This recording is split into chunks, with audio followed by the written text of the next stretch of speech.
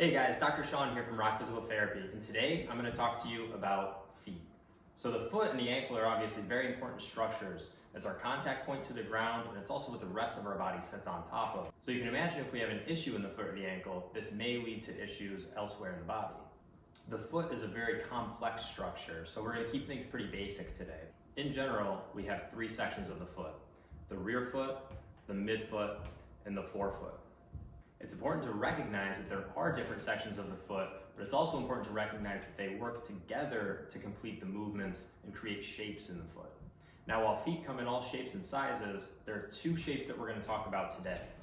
We have a pronated shape, which is where the arch is closer to the floor, and then we also have a supinated shape where the arch lifts up away from the floor. You may hear these shapes talked about as a low arch and a high arch. You may also hear low arches or high arches being talked about in a negative way, but in reality, we want both of those shapes. They're both very important to the function of our foot. With those two shapes, we also have two basic movements that we'll talk about, and those would be pronation and supination, where pronation we're moving more towards that pronated shape, and supination we're moving toward that supinated shape. So when do these shapes happen and why are they important? If we look at the gait cycle, our heel should hit the ground first, and then our forefoot comes down to the floor. At this point, our body weight is behind our foot, and our foot is in more of this higher arch or this supinated position.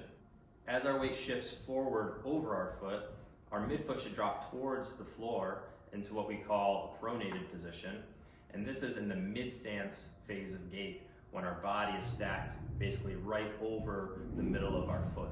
As our weight continues to transfer forward, we lift our heel off the ground and we create this supinated shape again, which is really important because then we have a firm or rigid lever to kind of push off of and propel into our next step.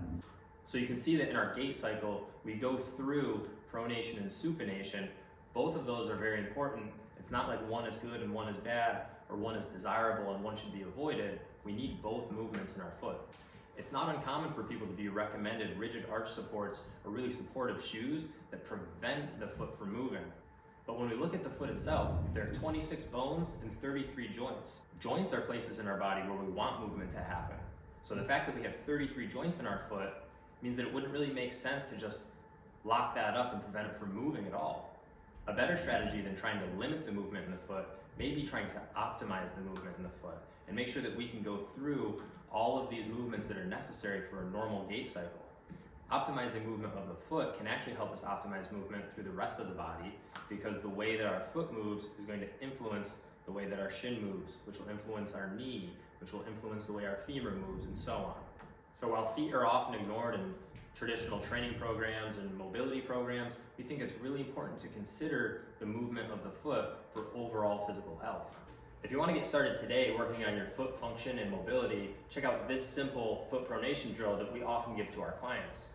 As always, thanks for watching. Be sure to like this video and subscribe to our channel where we'll be posting more content just like this.